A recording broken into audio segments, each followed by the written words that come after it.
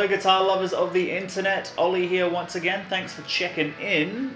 Today I'm talking about two exciting arrivals to the Epiphone 2020 range, and of course they are none other than the 1958 Explorer and the Flying V, which I have right next to me here.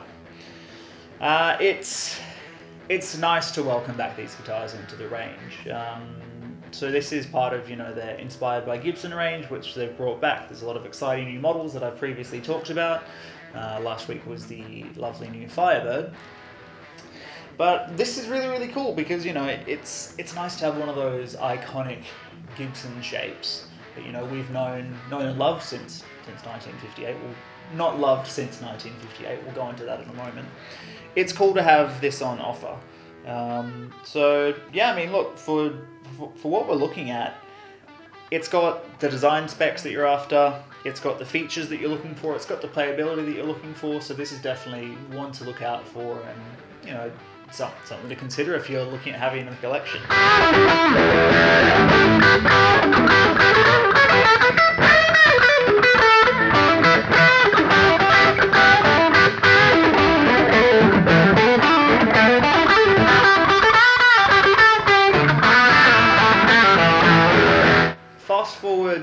Fast forward, go back in time to 1958. Gibson, they've had some success with the Les Paul. They've made their, imprint on rock and roll history there. But Fender are on the horizon, sort of taking over a little bit. They've got the Strat, they've got the Telecaster predominantly, and people are loving them. And Gibson are thinking, what are we going to do? We need something to get people's attention, something that's really, really going to put us on the map again. So Ted McCarty, the CEO of Gibson at the time, decided, all right, we're going to make something futuristic. Something that looks straight out of the future, it's going to get people excited, it's going to put us on the map. So he came up with three designs. There was the Flying V, there was the Explorer, which is called the Futura, which there were sort of some weird prototypes out there, but it became what was known as the Explorer now, and the Modern, which is modern with an E. I think there's a very good reason that they don't currently have that in production. When I put it up on the screen, you'll probably understand why.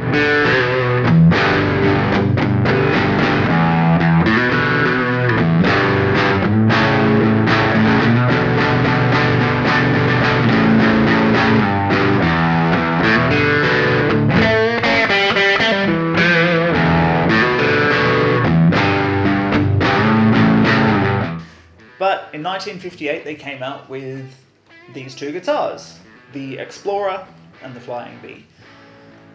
And whilst it was sort of adopted by some players, Albert King is one of the most notable. He did play, his Gibson Flying V, I think from '59 possibly, I might be wrong, for many, many years until he eventually got some custom shop models later on. But they only made them until 1963 when they introduced the Firebird, because they weren't very popular. I don't think maybe people weren't ready for the design. I couldn't tell you, I wasn't there, so I don't know exactly why people didn't get onto it. But it was sort of like, in Back to the Future, when Marty's up on stage with that Gibson, and he starts, everyone's having a good time, rocking out, and then he starts pulling out his, 80s shreddy licks and kicks the amp over and goes crazy, and then it's like, maybe you guys aren't ready for that, but you kids are going to love it. Which is basically what happened, because now we're fast forwarding to the 80s, that's when they started getting popular again. Some brands, Jackson, Hamer, had adopted this pointy headstock that you get on the Explorer. Brands like Hamer were doing very, very well with these Explorer-shaped guitars, and Gibson was like, all right, maybe now let's try to make them, and of course it became a lot more popular. I mean, these guitars, there are lots of iconic players that you associate with these instruments. A pair that you associate, I suppose, you think of, James Hetfield, and you think of Kirk Hammett playing their Flying Vs and their Explorers. You think of Schenker and Jabs, I think that's how you pronounce it, the guys from Scorpions, as well as lots of other players throughout history playing those guitars. So yeah, I think they are definitely historically significant instruments. They have now made their mark on rock and roll history, and those original Flying Vs and Explorers, which were originally made out of Carina, however you pronounce it, which is limberwood, are amongst some of the most highly sought after and expensive guitars that there are on the second-hand market nowadays. So that's a bit of history for you. Very, very cool guitars. Perhaps a bit too futuristic for their time, but now people are all about them. There's been lots of notable players that have played these instruments, and for a very good reason.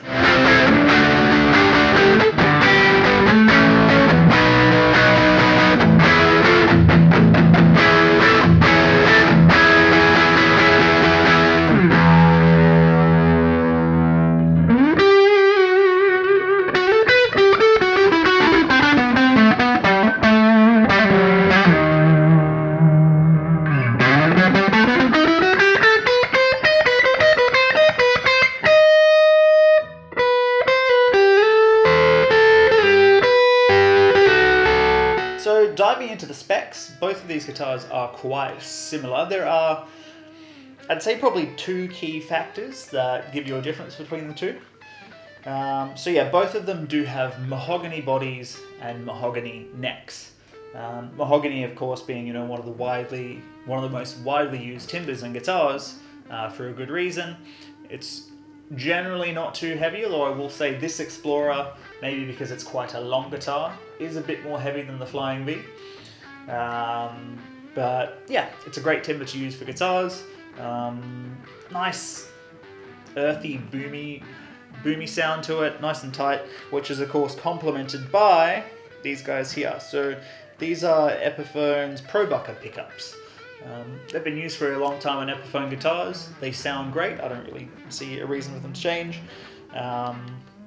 And of course, because it's 2020, we're going back to sort of their roots.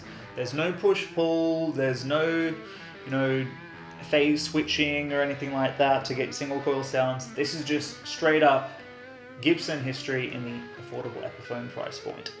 So those are the pickups. Both of them do have 2 volumes and 1 tone control. These are CTS pots as well, so they're giving the good stuff to you, which is nice. It's the bridge where things are different between the two guitars. So on this Explorer, you'll see that we have a stop bar tailpiece with our Tune-o-matic bridge, whereas on my Flying V here, we have a string-through body and a Tune-o-matic bridge. Basically, of course it does look very cool having that V-shaped little tailpiece on the Flying V there. What makes it different is actually, of course, being stringed through. The strings travel from the bridge through the body, and you actually insert them through ferrules in the back of the guitar. Now, science tells us that basically that increases the string contact with the body, which increases the resonance, which increases the sustain. Sustain, of course, it does have a little bit to do with your vibrato, how much gain you're using, but it's nice to have that natural resonance. It also does make the guitar feel a little bit different. Whereas on the Explorer, with the stop bar tailpiece, there's no strings going through the body, but we do have a bit more control over what's called the break angle, which is basically you can control how high the actual tailpiece, or the actual bridge I should say, is, which can basically make the strings easier to bend, or more difficult to bend. But if you have too much of a break angle, then you can break your strings easier.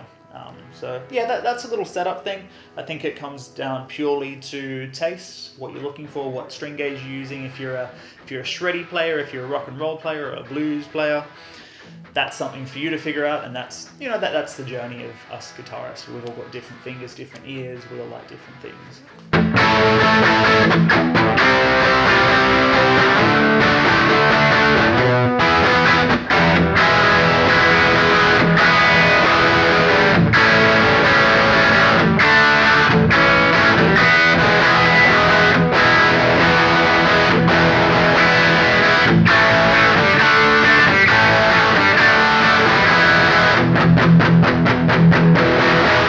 To be honest, that's the main difference between the two guitars, the bridges.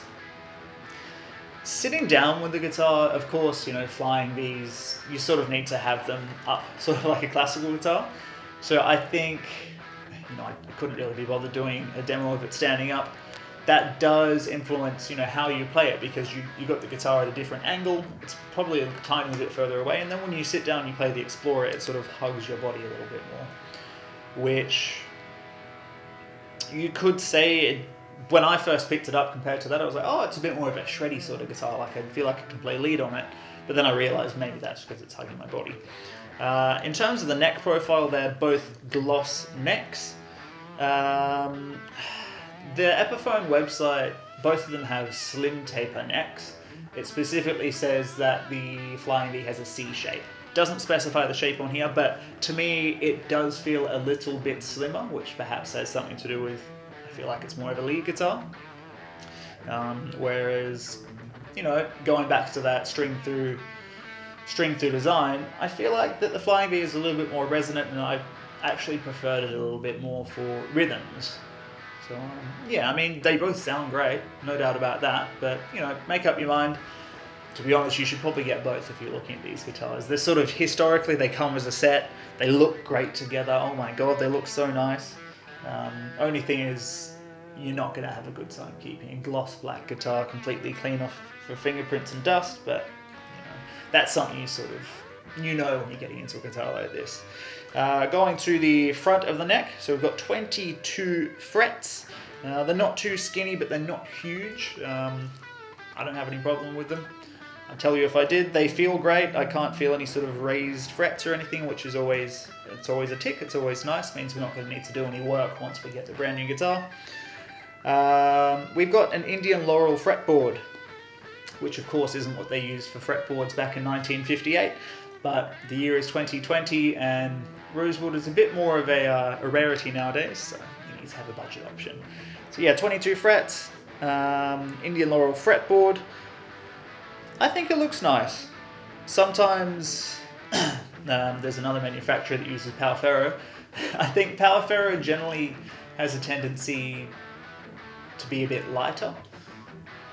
Maybe you'll like that, but I think, you know, we're all used to rosewood being on guitars, so as much as we can sort of, you know, you can hydrate Powferro, and sometimes it can be dark.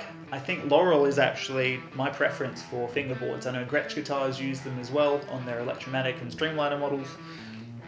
So yeah, that's my preference. It looks great on these guys.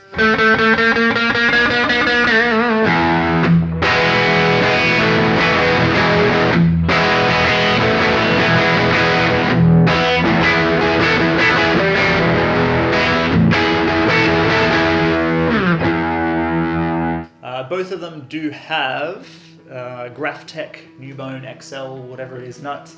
That of course being a synthetic material as opposed to using bone. Long life, it's cut very nicely, lubricates well, which means you're not going to have string slipping. So yeah, that's the nut. Moving on to the headstock. So this is where Epiphone sort of course Fender are already doing the, you know, six inline headstocks, but I think the Explorer is where it sort of pioneered that sort of more pointy, like hockey stick style headstock, which of course, you know, Hamer, Jackson, ESP, Ibanez, yada yada yada. They all started using that in the 80s, of course. So we've got 6. These are Grover mini tuners. I always seem to get my fingers caught in between the buttons on them, but you know, I think that's something you just, the longer you play it, you get used to it. This guitar stays in tune a little bit better than the Flying V, mainly because the Flying V has a, you know, 3-a-side, more, not really traditional Gibson headstock, but traditional Flying V headstock. There is a bit more of an angle between the nut and the string post, so it doesn't stay in tune as well. You might hear it go a little bit out of tune during the demo, but in saying that, the strings out of the factory aren't particularly good as well, so you're probably going to want to upgrade to your string brand of choice, whether it be Ernie Ball, Elixir, Diodario, the list goes on.